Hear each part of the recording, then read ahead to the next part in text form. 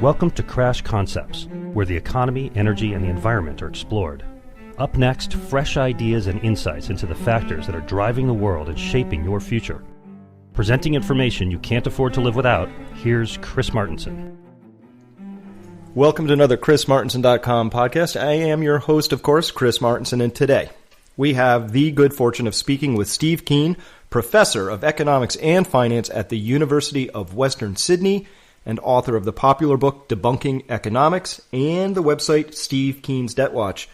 I've long been an avid reader and follower of Steve's work over the years because it's logical and starts with the data. Steve's research focuses on the dynamics of debt and leads him to believe that debt deflation is the key issue that will continue to dictate what happens in the global economy.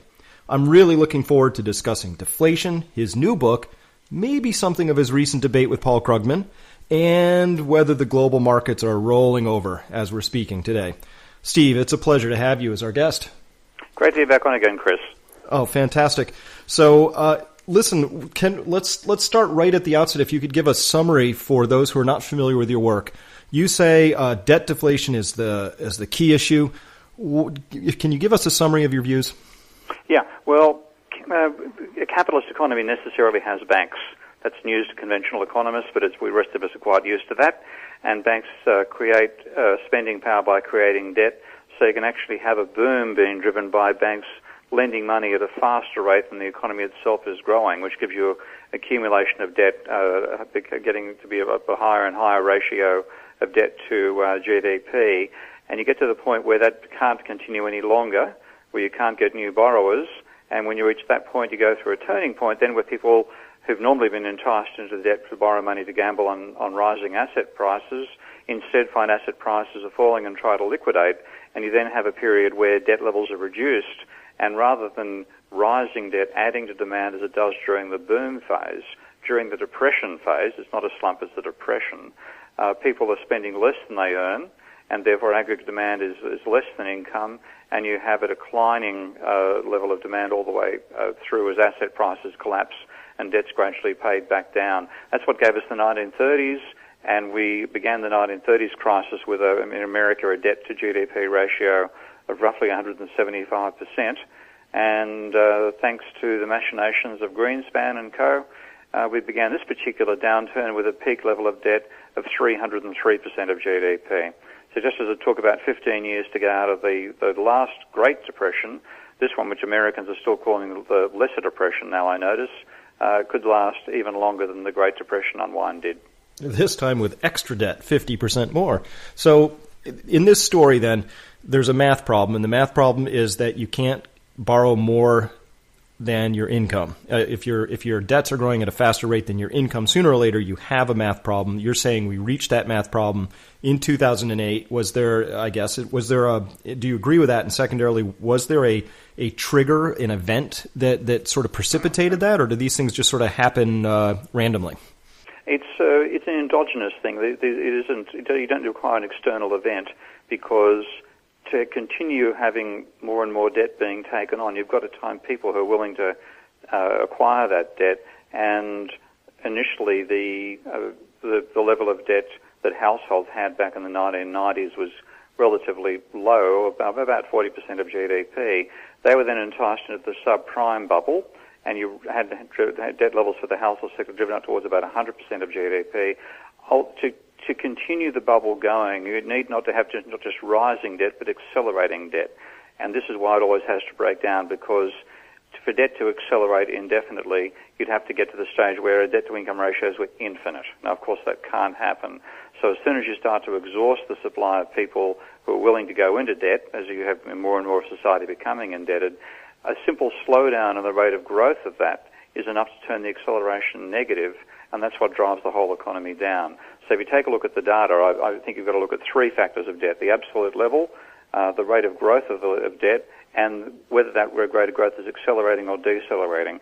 And in fact, the crisis begins as soon as the rate of acceleration consistently decelerates and goes from getting faster to growing more slowly, and that's what sets the crisis off. So that actually began pretty much at the beginning of 2008. But of course, part of the other trigger as well is that a large part of this money, that debt was created, was then put into ventures, which themselves were losing money. So you had the subprime crisis where we know people were borrowing amounts of money they could never repay. They were necessarily going bankrupt. There were losses being made by speculative ventures elsewhere as well. Those losses accumulate and have to be serviced, or you've got to go bankrupt and write the debts off. So those triggers were all sitting there, but they're all well and truly internal. It didn't take a meteor from Mars to cause this crisis.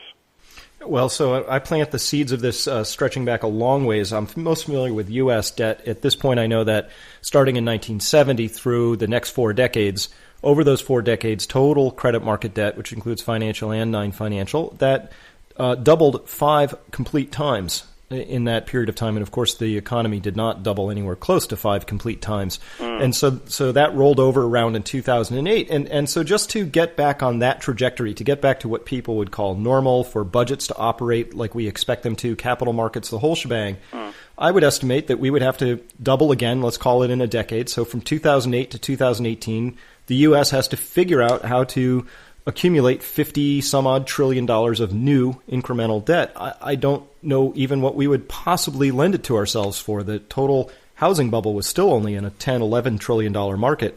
Do you see any opportunities out there for us to take on the kinds of debt that seem to be required to rescue this system? No, you can't go back to business as usual. This is the real trap of a debt bubble, because the thing that actually entices people into that much debt is the expectation that asset markets can continue rising. If you look at debt that people take out relative to their income, if you personal loans and stuff like that, despite all the enticements to take out credit cards, would you like an increase in your credit limit with that? Like if you're going to McDonald's and getting extra fries, banks were trying to pump out higher credit limits all the time. Deals on buying cars, buy now, pay later, et cetera, et cetera. Despite all of that, the ratio of unsecured personal debt to income has been it hasn't been flat line, but it certainly hasn't gone on an exponential rise. The only form of debt that rises exponentially compared to incomes is debt which is being used to buy an asset where you believe that the asset is going to increase in price and you can sell it for a higher amount of money than you paid to buy it in the first place. So you can get a capital gain, which really is a Ponzi gain. You don't do anything, but you get money for it. Now that that's what drives asset prices up. So we had the biggest bubble in stock market history and the biggest bubble in housing market history simultaneously. Having reached that peak, because you can no longer have accelerating debt driving up those prices further, they are now falling, and that's going to encourage people out of debt. So far from seeing a way in which you're likely to get people back in again, the asset market bubble being over, that is going to drive people out of debt rather than entice them to take on more.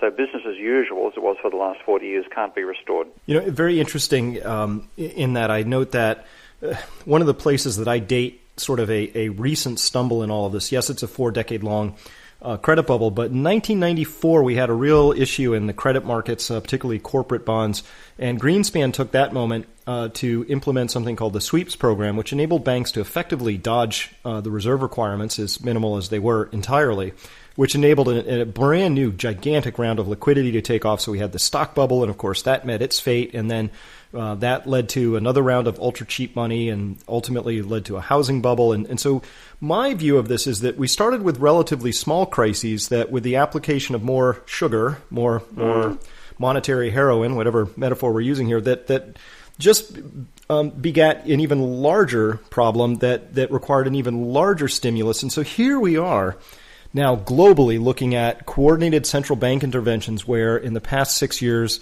the balance sheets of just the 6 largest central banks have expanded by some, $10 trillion. Do you think that they can realistically keep this game going much longer? Well, they can prevent people going insolvent by giving somebody who's bankrupt cash, and that's pretty much what they've been doing with bailing out the banks, bailing out the bondholders. So they can continue doing that indefinitely because, of course, just as banks can create money, commercial banks can create money just by double entry bookkeeping, so can central banks, and they don't face any limits at all. Not even profitability is not a limit to them, of course. So they can keep on doing this indefinitely. But what they're hoping to have happen, and this is what's going to fail, is they hope that by doing it, the system will suddenly kickstart itself, a bit like a lawnmower which you You continue pulling on the cable to try to get the thing to start, pull a few more times, put a bit more fuel in, it'll finally fire up and then it'll go of its own volition. That's what's not going to happen. They're going to have to continue pumping money back in again, and of course each time they then stop and hope it'll flood into life itself, because the basic trend for the public sector is to reduce its debt levels, it'll fold once more back into a slump. So they can keep on doing it indefinitely, but I think it will continue indefinitely, succeeding while they're doing it and failing as soon as they hope that the system can take over on its own. So spell it out for me. Why exactly is it that this engine will not sputter back to life? Because too much debt's already in there, and people, because they no longer see a way of rising debt, meaning a gain on the asset markets for themselves, they're going to be trying to reduce their debt, particularly if asset markets are in fact falling. They're going to be reducing their gearing, reducing their leverage, and every time you kickstart the system with a bit of extra money, or a lot of extra money, and hope to get it started once more, once you stop injecting that government-created money into the system will then go to the stage where it takes money out, because to pay your debt down, you have to take money out of circulation. Therefore, economic activity will fall again, and rather than booming, will go back to faltering once more.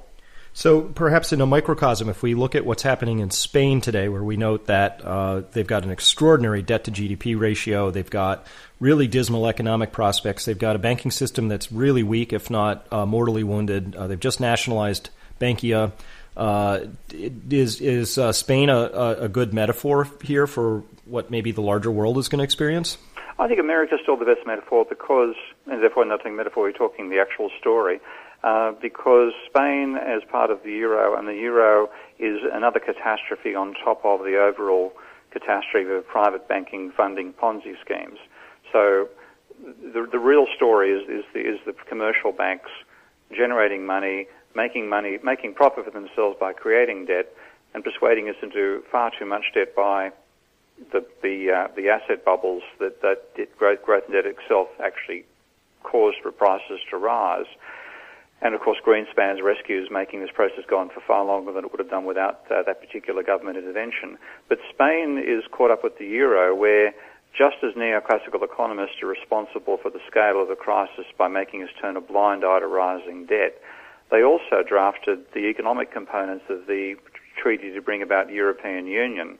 And that treaty basically embodied the neoclassical fantasy that a market economy works best if there's no government intervention, no government policy. So they set up a system which the governments couldn't do exchange rate policy because they're all part of the one currency, so you can't devalue against each other.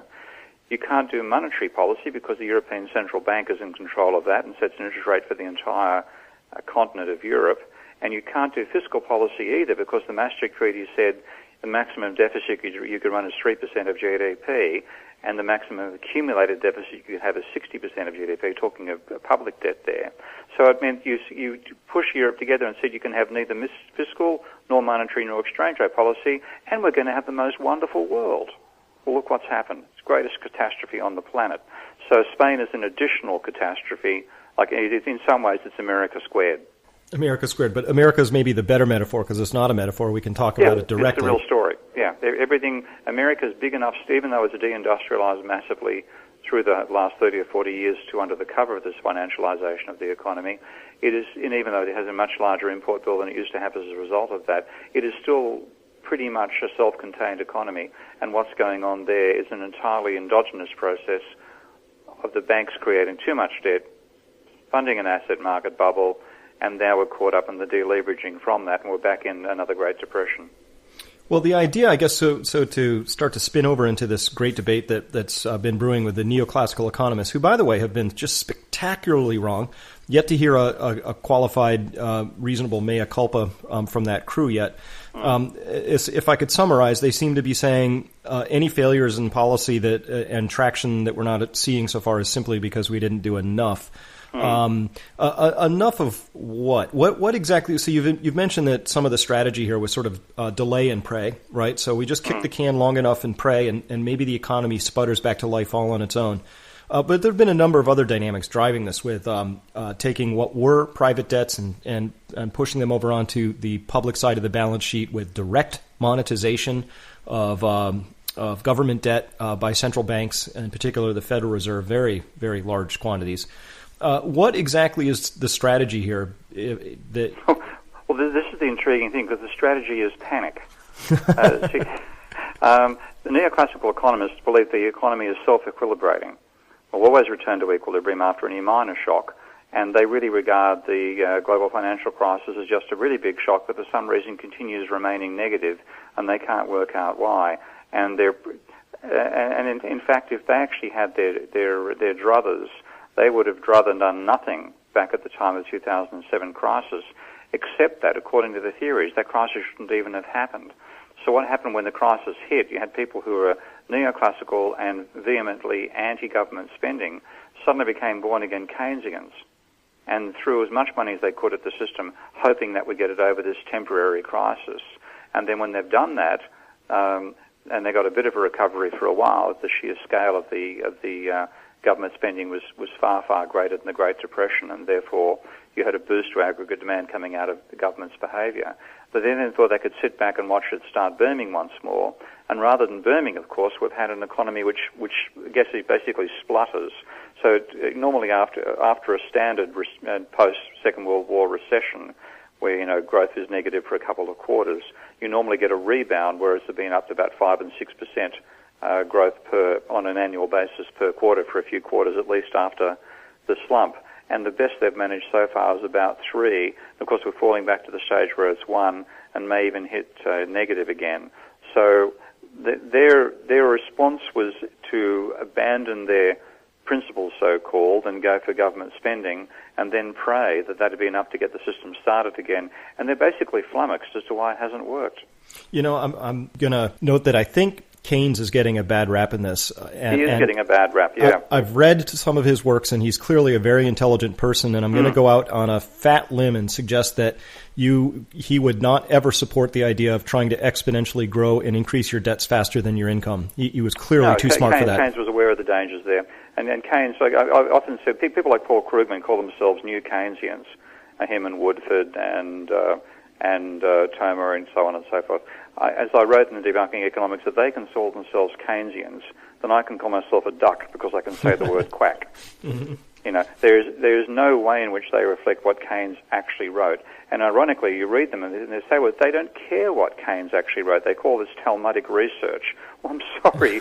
Knowing what somebody said is an essential before you can use their name as a label for what you do. But in fact, they don't do that. They simply think, oh, this looks like what Keynes what I think Keynes said according to a textbook I read a few years ago. I'll call myself a Keynesian. I'm sorry, but they're better off calling themselves ducks because they really are quacks. Way to bring it all together. So if we could, just for a minute, there was a very public debate with New York Times economist, I'm putting air quotes up here on this, I guess he is an economist, but Paul Krugman. And at one point, I was reading through his blog, and he was defending the idea that banks cannot create money out of thin air. He may have backtracked a bit on that, but it was a very odd debate. I didn't quite understand ultimately what was being really argued there. Can you help us out? Yeah. Well, the basic neoclassical attitude is that banks don't matter. Banks are just simply intermediaries between savers and borrowers. So you don't actually, all the bank does is act as a conduit. It doesn't actually create money. Now, he then went into the labor, well, of course it does create money in the money multiplier sense. So if the government gives an unemployed person a dole check, they go bank the money at the bank hangs onto a bit of it, lends out a bit, and there's a money multiplier process that ultimately means they get to the stage where they finally have a ratio between their deposits and their reserves, which is the maximum level they can get to, and then they can't lend anymore until the government creates more reserves. So that's the sort of money creation model that Krugman believes and neoclassical economists in general believe that the banking sector is capable of, but they argue that the bank cannot simply create money beyond what the reserve systems allow it to do. And that's the conventional belief they have. Now, the position that I come from is to say that banks are unconstrained by the reserve system, and there's a number of reasons behind that. One of the simplest is, and this is actually the European Central Bank actually states this, the way reserves are calculated is as a lagged response to what's happened in the lending market. So the reserves are based on the deposits that were created at 2 weeks earlier, and in some cases, in America's case now, 30 days earlier.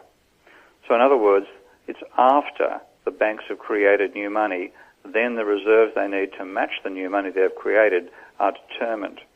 So rather than reserves created first and deposits coming later, it's precisely the reverse way around. And that's the big mistake. It therefore means that banks can create money by double entry bookkeeping. So if you go to a bank and ask for a loan, the bank says, what do you want the money for? I've got this idea for a new, hydrogen-powered iPad. The bank says, that's a great idea. Here's $100 million. And by the way, you owe us $100 million. And they simultaneously create a loan and a deposit without having to take the money out of the account of any other savers. Now that therefore means the $100 million you get to spend building this new hydrogen-powered iPad does not reduce the spending power of other people in society. It adds to it. And therefore banks play an essential role in the real economy and in the models that I build of it as well, of actually adding to aggregate demand. And what they add to aggregate demand generally goes on two things. Investment, which would be a good thing, if indeed a hydrogen-powered iPad was a good idea, which it's not, but nonetheless, that would be a good investment. But it also goes on speculation, which means buying existing assets and using the borrowed money to bid up the prices. So that role of banks is an essential element of why we got into the crisis in the first place. But Krugman, there's a guy, it's quite amazing to have him say this. He said, he's all for putting in banks where they matter, but why do banks matter in a story about debt and leverage? Now, to me, that was a bit like saying, I'm all for considering wings on birds, but why do I need to worry about wings to work out why birds fly?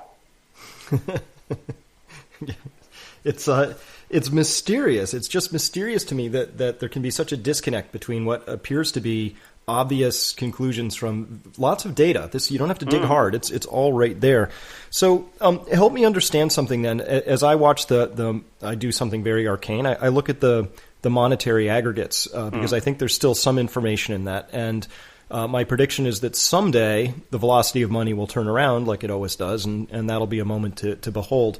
So I'm watching, say, M2 or MZM, doesn't matter. They're still trundling up at an almost unbroken clip throughout this entire crisis. In fact, to even have some sharper upsloping periods during part of this crisis. So on that basis, it looks like there's still plenty of money sort of entering the system by hook or by crook, even as credit is declining. Well, mostly it's financial credit that's declined. How do we explain that? Well, that one I kind of get a bit of ignorance there, Chris. I tend to take a look at the debt levels. To me, the essential act in creating new money is the creation of debt, because they're created. Debt and money are created as a sort of bonded pair when they begin, and then after the creation process, they're separated. So I'm looking at the level of new debt being created, and that is still declining. You're still getting the level of debt in the economy falling.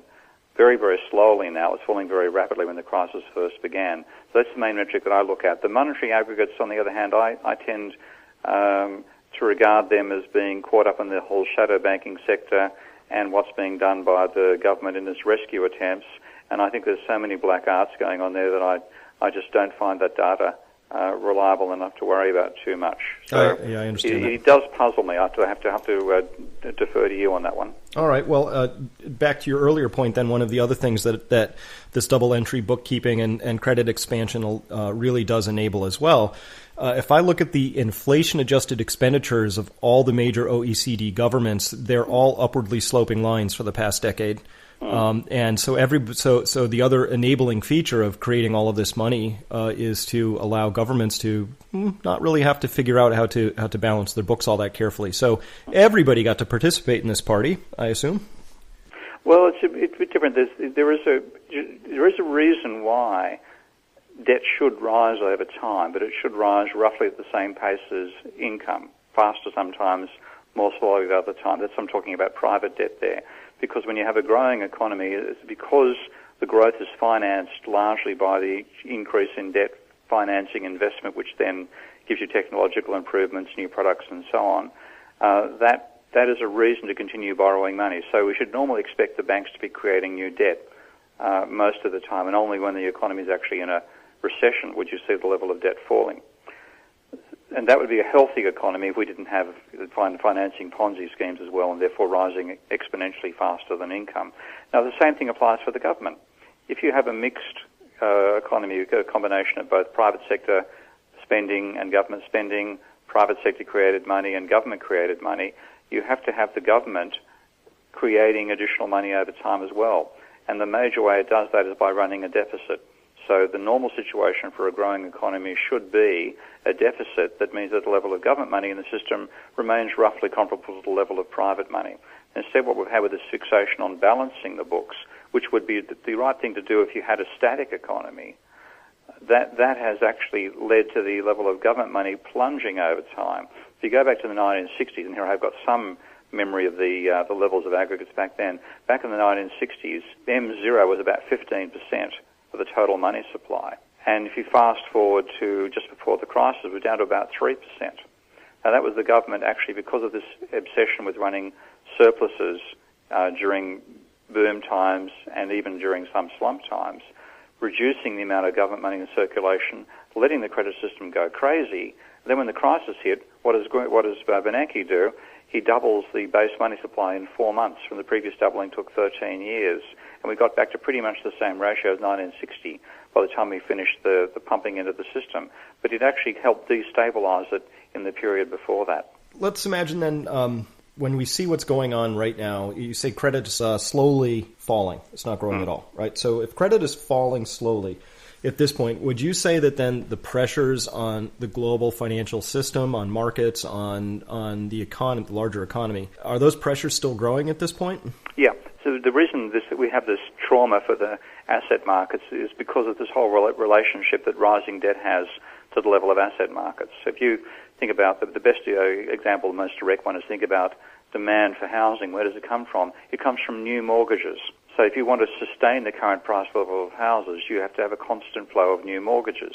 If you want the price level to rise, you need the flow of mortgages to also be rising. So there's a correlation between accelerating debt and rising asset markets.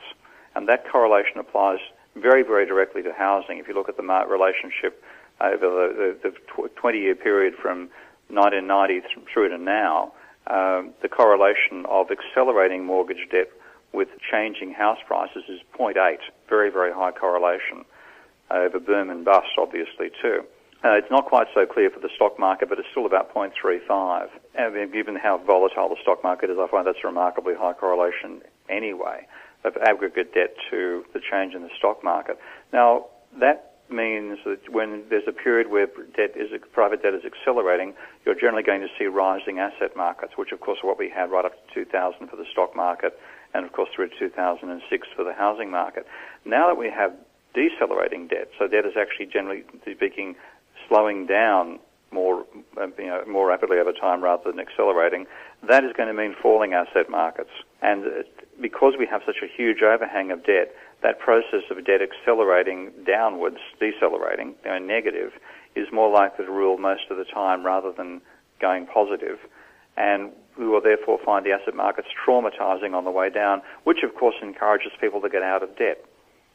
So it's a positive feedback process on the way up. It's a positive feedback process on the way down. And don't we have also something else contributing here where, in any market, whether it's an asset market or a fish market, if you have more buyers than sellers, prices tend to go up. In the reverse, more sellers than buyers and prices tend to go down.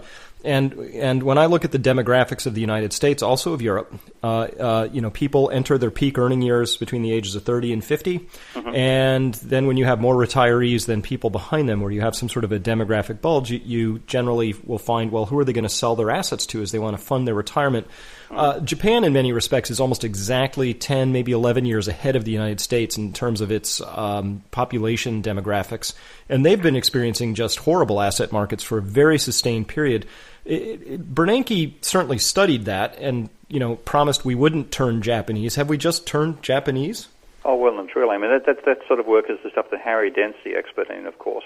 And it's very much a genuine part of the whole dynamic that I tend not to include in my own modelling, because if I included demographics, it would pretty much swamp everything else. And I want to focus upon the contribution the financial sector has made to its own suicide. Mm-hmm. But yes, when you have a demographic bulge which, the baby boomer period and so on, passing through the system. And now, of course, they're trying to liquidate the assets they get and get their retirement funded. Of course, they're all doing it at once, and they're now finding, having driven asset markets up through high levels of debt, now they're trying to capitalise that and come out with an income for the future. They're going down again. Now, of course, when you have a declining population, you don't need to have more houses being built, and you can therefore have, houses becoming empty, and they're, of course, going to put downward pressure on house prices, which may be a reason why Japan's house prices have fallen, I think, now more than 70% from their peak in nominal terms. So an enormous decline over time. And we may face a similar thing in America, as you say, when the demographic bulge of the baby boomers is all the way through and we start getting to the dinks part of society turning up. So that is a secular trend in addition to the cyclical phenomenon and bubble phenomenon of the stock market and of the financial sector funding a Ponzi scheme. And that's something we have never had to cope with before, as indeed is, of course, global warming and peak oil. All these things coming together at once is an incredible cacophony of problems that makes me wonder whether I'm actually really on planet Earth or am I caught in an episode of Star Trek. Well, it certainly explains why the strategy is panic. And so if we cast into that cauldron of things that you just put out there, what I see is that we're trying to preserve the status quo. So we've dumped trillions and trillions of dollars. It doesn't seem to be working. As I read the current economic statistics, so here we are, it's June 4th. I'm looking across the global landscape. Last week, horrible week, right? So China's decelerating strongly. Japan's in a recession. Europe's in a recession. All the PMI statistics are down horribly in contractionary territory. The United States is at stall speed. And against that backdrop, we have to sort of conclude maybe that printing efforts 1, 2, and LTRO 1 and 2 and all those other things have not worked. Where do you put on your prediction hat? Where are we in the story right now? And what do you see going on in the global economic landscape right now? Well, Europe is imploding under its own volition, and I think that the euro is going to probably collapse at some stage or contract to being a northern euro rather than the whole of euro. We're going to probably see every government in Europe get overthrown and quite possibly have a return to fascist governments. We came very close to that with Greece getting, fascists getting 5% of the vote from zero. Maybe left-wing coups as well. So political turmoil in Europe, that seems to be Europe's fate. I can see England going into a credit crunch this year because if you think America's level of debt is scary, you haven't seen England's level of debt. America has a maximum ratio of private debt to GDP of just over 300%. England's is 450%. America's financial sector debt was 120% of GDP. England's is 250%. It's the hot money capital of the Western world. And now that we're finally seeing decelerating debt turning up over there, plus the government running an austerity program at the same time, which means there's two factors pulling in demand out of the economy at once, I think at some stage there'll be a credit crunch in England, so that's going to take place as well. America is still caught in the deleveraging process. It tried to get out. It seemed to be working for a short while. The government stimulus certainly helped. Now that you're going back to reducing that stimulus, you're pulling out the one thing which was keeping demand up in the American economy. It's heading back down again. We're now seeing the asset markets crashing once more. That should cause a return to decelerating debt. For a while you were accelerating very rapidly, and that gave you part of what gave you a boost in employment. So you're falling back down again. Australia is running out of steam because it got through the financial crisis by literally kicking the can down the road by restarting a housing bubble with a policy I call the first home vendors boost, where they gave first home buyers a larger amount of money from the government, and that, of course, they handed over times 5 or 10 to the people they bought the house off with the leverage they got from the banking sector. So that's finally run out for them. And China, which got through the crisis by an enormous stimulus package, I think in its case increasing its money supply by 28% in 1 year, setting up a huge property bubble, which, from what I've heard from colleagues of mine, a good friend of mine, Craig Tyndale's published a little piece on that on my blog this week, that is also coming to an end. So I think it's a particularly ugly year for the global economy, and we're still trying to, as you say, to get back to business as usual. We're trying to rescue the creditors and restart the world dominated by the creditors. We have to rescue the debtors instead before we're ever going to see the end of this crisis. Well, so what does deflation really look like? I remember when it was 2008, and Hank Paulson marches into Congress, closes the door, and says, if we don't fix this Lehman crisis, what we're going to have is martial law and Mad Max. I don't know. He was really using scare terms. And then, I think it was a year after that or more, Mervyn King came out and said, oh, yeah, hey, by the way, we were just a few hours away from a really major banking snafu over here in England. It was really dicey, touch and go. And again, with the implication that there would be this systemic failure. Everybody seems to sort of be afraid of systemic failure. And I don't know if that just means just all on their own, the banking system sort of dominoes its way down and we have lots of institutional failures, or there's some larger cataclysm involving derivatives that create some sort of black hole of finance, or what in your mind, if deflation really seizes control and the central banks are impotent to really do anything next, what happens? Well, the deflation is lower. We certainly have had deflation. It's lower than the last time round. In the 1930s, we had deflation running at 10% per annum for a couple of years there. And the major reason for that, I believe, is that in the 1930s, it was the business sector, the non-financial business sector, that was largely in debt. Its debt ratio when the crisis began was 125% of GDP. And therefore, businesses were the ones who were insolvent when the crisis hit, and their reaction was to cut their prices to try to drag in customers in through their doors rather than their neighbours' doors, because they all did it. And what you therefore saw was dramatically falling prices, and debt was paid down, but the prices fell faster than the debt fell. So you had really, really serious deflation. This time around, the non-financial business sector debt's peaked in America at about 70% of GDP. Large, but far less than the Great Depression, and sustainable. And it's now the household sector that's deleveraging from a much higher level of debt than they had back in the Great Depression. It was roughly 25% of GDP was the household debt level back in the early 1930s. It rose because of deflation, but it didn't get too high. This time we're starting at 4 times that level. But the trouble for households is they can't delever anywhere near as rapidly as businesses can, because businesses can get out of debt 3 ways. They can go bankrupt, they can stop investing, and they can sack the workers. Households find it very embarrassing to go bankrupt. It's very hard to stop consuming, and they can't sack the kids. So consequently, it's a very, very slow grinding deflation.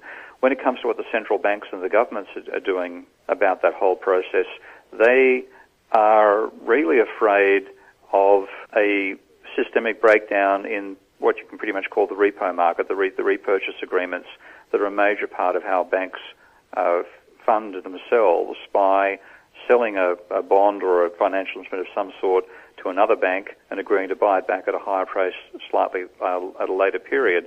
That is such a fundamental part of the whole chain of payments between banks that the scare that all the central banks have is that that chain will break down. And it breaks down when a bank says, I'm not going to buy a bond off somebody and expect to sell it back to them at a higher price in 30 days' time, because I know my bonds are shonky, and therefore their bonds are likely to be shonky, and therefore the whole repayment scheme that exists at that level stops, and suddenly the whole banking system freezes.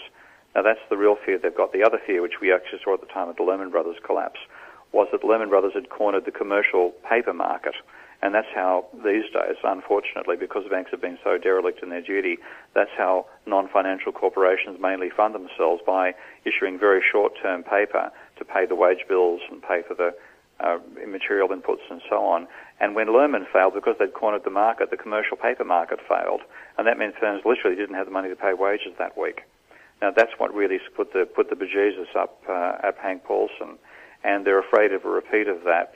And it's quite possible that we would see a repeat if you had a series of banks folding, courtesy what happens with the euro, or what's happening with unsuccessful plays on asset markets that we saw at JP Morgan recently. Well, if to continue this on, then, if the fear is so if the repo market falls apart, I mean, it's really sort of the domino theory that the BBC put out this extraordinarily wonderful, very helpful graphic where they had a big circle and the countries were arrayed around and occupying portions of the circle, and then the fatness of the arrows going from one side of the circle to the other showed the amount that each country owed to the next country, and it's one everybody owes everybody in one giant sort of a circular piece. And so if everybody owes everybody and one person can't pay, it sort of knocks the whole thing off. There's if we look at this credit bubble, so I like to study bubbles, and there's a lot of historical examples, railroad bubbles, tulip bubbles, all kinds of wonderful bubbles. And they have a remarkable set of symmetries to them.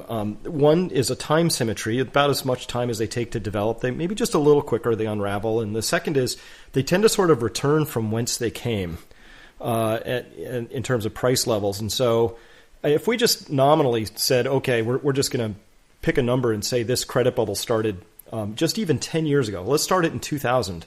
In the U.S., that means that we'd have roughly 25 trillion of debts that would have to be unwound.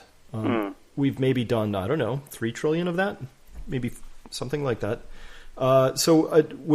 Is it possible that in this unwinding, we're talking about you're talking about a wholesale destruction? There must be something the central banks can do that they haven't done. I have not yet received a time-sensitive check for $100,000 in my mailbox. Well, that's what I actually want them to do. I think what the mistake they're trying to make is to try to continue honouring debts that should never have been created in the first place. And we really know that the subprime lending was totally irresponsible lending. And when it comes to saying who's responsible for bad debt, you've got to really blame the lender rather than the borrower, because the lenders have got far greater resources to work out whether or not the borrower can actually afford the debt they're putting out there. And they were creating debt just because it was a way of getting fees, short-term profit, and they then sold the debt on to unsuspecting members of the public as well and securitized their way out of trouble and gave the hot potato to the public. So you shouldn't be honouring that debt, you should be abolishing it. But of course, because they've actually packaged a lot of that debt and sold it to the public as well, you can't just abolish it, because you then would penalise people who actually thought they were being responsible in saving and buying assets. So I'm talking in favour of what I call a modern debt jubilee, or quantitative easing for the public, where the central banks would create central bank money. We can't just do a abolition of debt, which would also destroy the incomes of people who own the bonds banks have sold. We have to create the state money, give it to the public, but on condition that if you have any debt, you've got to pay your debt down. No question, no choice. Therefore, if you have debt, you can reduce the debt level. But if you don't have debt, you get a cash injection. Now, of course, this then would feed to the financial system, financial sector, which would have to reduce the value of the debts that it currently owns, which means income from debt instruments would also fall. So people who had debt instruments, had bought bonds, their retirement and so on, would find that their income would go down, but on the other hand, they'd be compensated by a cash injection. The one part of the system which would be reduced in size is the financial sector itself. And that's the part we have to reduce, have to make it smaller. So that's the proposal I'm putting forward. And I think it's got very little chance of being implemented in America for the next few years. None at all in my home country, because we still think we're doing, we're doing brilliantly down under. But I think at some stage in Europe, possibly in a very short time frame, that idea might be considered, because the crisis in Europe, as we know, is giving us countries like Spain with unemployment rates of 25%. Social cohesion can't hold with unemployment at that level, particularly when the other policies that the governments are trying are battening down on the poor people who never benefited from the bubble in the first place. Right. No, I completely understand your proposal. It makes sense. It makes more sense to me than on a number of levels, including the whole moral hazard level of basically making whole banks that where's their lesson in all of this? One thing we know about banks are if they don't learn their lesson, they will not learn their lesson. So I see J.P. Morgan's recent activities just demonstrating that business as usual will be returned to as soon as possible without some sort of corrective event of some kind. Yeah, they have to suffer and suffer badly, and suffer in such a way that they'll, at least for a decade or so, be scarred from ever behaving this way again. We've got to reduce the financial sector to about one-third its current size, and we have to also ultimately set up financial institutions in such a way, financial instruments in such a way that it's no longer desirable from the public's point of view to borrow and gamble on rising asset prices. But that's the real mistake we made, to let this gambling happen as it has so many times in the past, but let it go on for far longer than we've ever let it go on before, and therefore we have a far greater financial parasite and a far greater crisis. Understood. So let's imagine for private individuals, just how would you recommend protecting one's assets, one's wealth, one's purchasing power, one's future if at this point in time? Well, the basic story is always in a situation like this, being in cash is the safest way to survive. So if you're in cash, you can at least make you're not going to be hit by debt problems, and you can be a vulture shopper, so to speak, if assets come on cheaply. So being in cash is the best idea. Of course, you can also make money by gambling on assets like gold. The great danger is that I really don't trust that there's as much gold out there as people have bought in certificates. I think we'll find plenty of fraud there too. Bill Black keeps on reminding that we've got to concern ourselves about fraud, and I think people who thought they've got gold, who've got gold certificates, might find they've actually got gold fraud on their hands. So I think the safest option overall is to be in cash of your national country. But of course, the great trouble about that is if you liquidate your debt and go into cash instead by selling assets, you help cause the process that brings the overall system down. So we can't just do the individual level. We have to get together. We have to campaign and change society to stop it being dominated by the finance sector. And that means acting collectively, which is a pretty rare event for Americans. But I think it's about time they gave it a try. Well, we're going to try everything else first, but I'm with you. So I understand you're finishing up a new book. Can you give us its title and a quick overview of what's in there? Well, this is actually starting the next book. I'm actually thinking of writing a new one. I know Paul Krugman's put a book called End This Depression Now, and I think he's got the naive belief that you can just enter deficit with the crisis with a big enough government deficit. And he's ignoring the impact of private sector deleveraging because he ignores the role of debt. So I'm thinking of writing a book. I haven't quite thought of the title yet, but it will be going through the way that I model endogenous money creation and simulate a financial system, and then say, let's try a few different options here and see which one works best in the hypothetical economy, while also talking about the real levels of debt and the impact of private sector deleveraging. So I'm hoping to have that book started in about August and finished with a bit of luck by the beginning of next year. All right, maybe a working title could be "It's the Banks, Stupid." That's not bad, Chris. I might even owe you one for on copyright for that. Yes. And that'll sell well in America anyway. Well, fantastic. So how can people follow your work, and where are they going to find your book when it comes out? Okay. Well, of course, Debunking Economics is the second edition is around and alive right now. They can buy that on Amazon today if they felt like it, and on Kindle, and of course in the local bookshop. And my blog, I have a blog called at www.deflation.com/blogs. I'm about to rationalize those websites, by the way, and change the way I interact with the public a bit, so I hope it gets rather less complicated than my current system. But that's the main blog, Steve Keen's Debt Watch, www.deflation.com/blogs. And you might listen to the podcast of the BBC Radio 4 analysis program, which is going to air in about 10 minutes when we're recording. It'll be up on the podcast site for BBC Radio 4 this week. Fantastic. We'll put a link to that as well at the bottom of this when this loads up at chrismartinson.com. So thank you so much, first, for the work that you're doing, and second, for taking as much time as you do to explain it and make sure, spread the word as widely as you can. It's such an important dialogue and debate to be having. And thank you for coming on this program.